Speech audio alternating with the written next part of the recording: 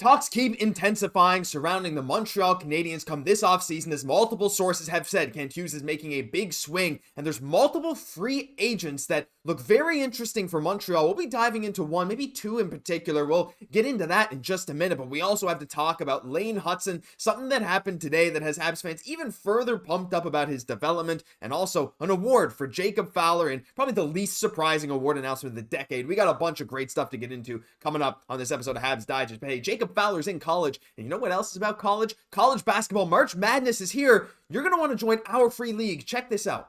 We are kicking off a March Madness bracket for the channel, folks. We've partnered with the Hot Takes app. You know we love Hot Takes and other digest channels for this event. It's completely free to sign up. Just download the Hot Takes app, click the March Madness banner, and join the Digest Media pool to join the competition. And it's really exciting because there's over $35,000 in prizes to be won. That's right. And since there's a much smaller pool, there is a real chance to win. Absolutely. So check out the link below or scan the QR code to download the app now, and make sure you use the promo code DIGEST. That's all caps. Has to be all caps, Digest. When you sign up, you'll be prompted for the referral code, and you'll get some exclusive perks that no one else will get signing up to this, guys. You're going to want to do it quick because the first round, the main event, starts on March 16th. So get in now, click the link down below. We're pumped about this. And hey, if you have any problems signing up at all, email us. There'll be an email left in the description below. Thank you so much to Hot Takes for partnering with us on this amazing competition. Let's get right into this, Jesse. We got to start with our boy Jacob Fowler, and oh my gosh, who could have predicted that he is the Hockey East goaltender of the year? After putting up historic numbers in league play, Jacob Fowler has been named the Hockey East Stop It Goaltending Goaltender. Stop It Goaltending Goaltender? Whatever. Look, maybe they got to rebrand. But for the second straight season, Jesse, these stats legitimately unbelievable. I don't know what we can say about him that we haven't said before, but a .940 save percentage, 7 shutouts, 1.62. There is no better goalie in that draft class. Maybe no better goalie prospect in the league than this guy. And this is the best prospect pool that the Montreal Canadiens has had since I can remember. Pretty sweet photo, Josh. You mind if we pull that one up again from the Hockey East? Like Jacob Fowler just looking like a star early on here. And really, like, we need to put some respect onto the scouting staff for really picking up this guy. Like, an amazing pickup. There was 5 goalies drafted before Jacob Fowler. Every other team, I'm promising you, they're kicking themselves because they're realizing, like, this is the guy. And again, it goes back to that conversation to management where it wasn't exactly super obvious. He had a lot of success in the past, but was maybe getting a little bit of shade. And Montreal saw something that nobody else saw, not just the skill, but also the attitude. So, I mean, like, the Montreal Canadiens front office is absolutely just killing it right now in terms of the players that they're bringing to the organization. We're talking about the next wave: Fowler, Hutson, Demidov, on top of what they've already done. So really just hitting all the right bases right now, and I just can't wait to see this guy go pro. That's the whole thing right now. I'm just pumped. Like, these stats, otherworldly. Now, there are some other good goalies from that draft class, like you mentioned, Jesse. Look, Trey Augustine, we know, and I think Michael Hrebal, I'm not sure how to pronounce the name, the Czech goaltender. They've both been good in college, but Jacob Fowler is on a complete other level. And let us know some love for Jacob Fowler down below, because honestly, just staring at these stats, I could do it all day. 7 shutouts in like a difficult, legitimately insane. Hoping his team, he can go get another championship this year. He can go for it this time for Boston College. Hey, best of luck to Jacob Fowler. It's unbelievable watching this guy develop, but it's not just him that we're watching develop, Jesse. Of course, we got to talk about Lane Hutson. And look, no secret, he's leading rookies in scoring. And NHL.com recently, in their trophy tracker, they had picked Lane Hutson to win Rookie of the Year. And at this point, I don't want to say it's a runaway, because I think that's actually a little disrespectful to the other guys, Celebrini, Michkov, and even like guys like Dustin Wolf, who are having great seasons. I would not say it's a runaway, but what I will say is Lane is distancing himself every day. But not only is he still leading rookies in scoring, there was something that happened at practice today. Look who's there. 30 minutes after practice, still working. This guy's work ethic is unbelievable. His drive to be the best that he can be is insatiable. Like, he can't be stopped right now, Jesse. Not only is he already leading rookies in scoring, he was upset about that goal that he let up against Seattle. He only settles for the best, and that's just another reason why this guy got some votes this year. Even on, like, there was a Reddit poll for top defenseman in the league. Some people voted Hutson in the top 10. There's people who are taking notice, and for good reason. Exactly. What Lane Hutson is doing this year is absolutely phenomenal. And he is my bet. He is going to win the Calder this year. Yep. We see he's ranked 5th out of all points as defenders right now. We're celebrating. He's having a great year, but he's ranked down way down I believe it's 79th among forwards in points. So relative to their position, Hutson is dominating it. This is why he's going to win the Calder. And again, why is he having a historic season right now, putting up just Hall of Fame type numbers again, early on in his career? It's because of this, what he puts behind the scene all the time. There's a thing about Lane Hutson. He never misses an optional skate. Even when the guys have a chance, if they want to go out or not, he's going to be out there with Pizzetta, with the guys who are not normally in the lineup.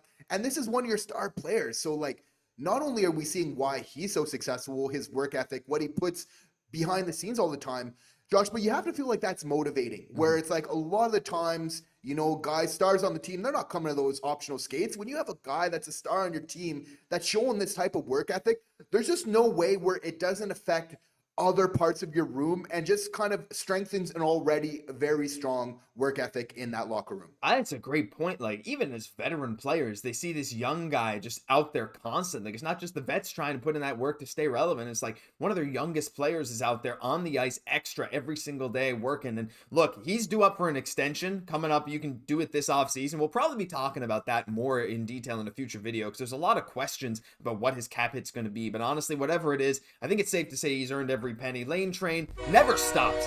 Never, ever stops. I can't wait to see how many points he finishes this season with because he's going to be going down in the history books one way or another.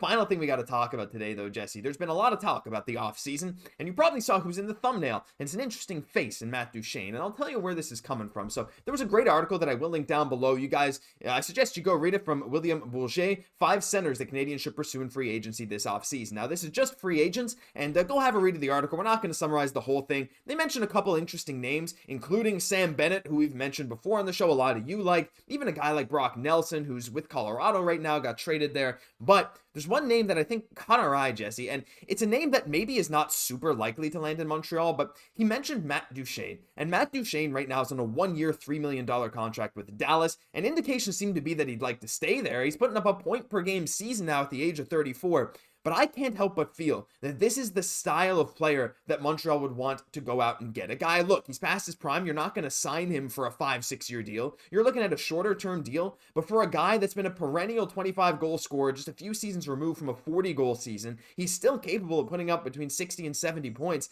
This is the kind of guy that, especially for right now, as Montreal is trying to transition into their next era, that I think can be that kind of style of piece, a point-getting 2C that Montreal needs. What are your thoughts on Duchene or maybe some other guys?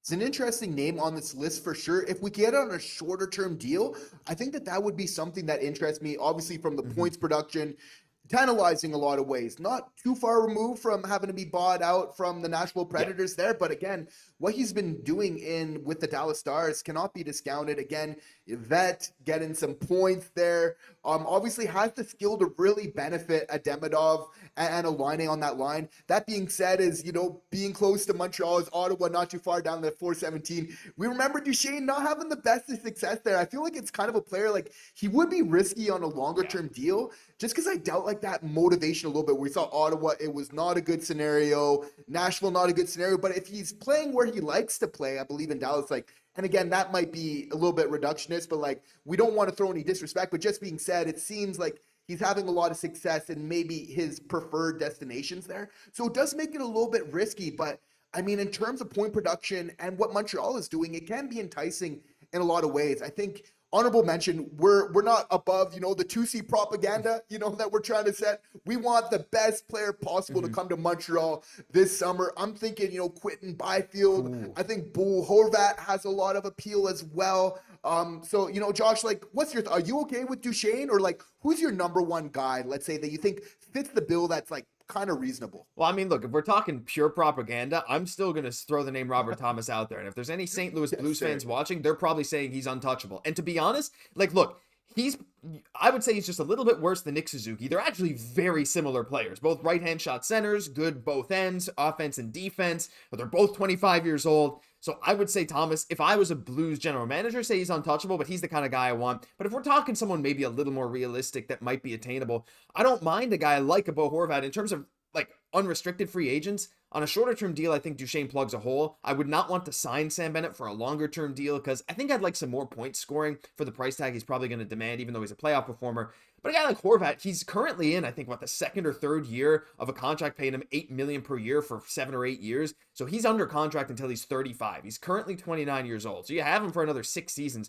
But he's one of those guys that's going to be able to put up between 55 and 70 points every year. He's usually a 30-goal scorer. Right now, the Islanders, though, they struggle to score goals. Lou Lamoriello has not decided to give up yet, but I think if they decide to give up, he's maybe that kind of guy that you could bring in. Again, there's questions, though, then, Jesse, with the salary, because, again, we're going to have to pay Demidov in a couple of years, and Lane Hutson's going to get his extension very soon. And while our top-end guys are going to get paid pretty low cap hits in a couple of years, having that $8 million from Horvat, you just hope that will age nicely. I mean, look, we've mentioned a few names, but, Jesse, like, at the end of the day, it's not going to be easy to get some kind of established player. That's why we throw out a guy like Horvat, even though he's not 100% ideal.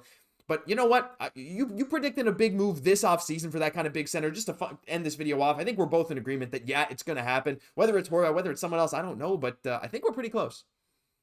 Yeah, definitely. And we can't wait. It's going to be really important. Like, this could arguably be the biggest move that Kent Hughes does. I think, the pick at last year's draft, kind of getting Demidov, was really big. But in terms of actual trades, this is going to be the actual biggest one. And again, with Kent Hughes, like, expect the unexpected. Again, we could go for a 2C, but Kent could look to really pay a king's ransom and get that 1C just because we have those picks. We have the prospects. I say put them to where it really matters. I'm a big fan of kind of building that bigger fire and see what kind of happens from that instead of a bunch of smaller ones. So we'll see if Kent Hughes shares that opinion. Spoiler alert.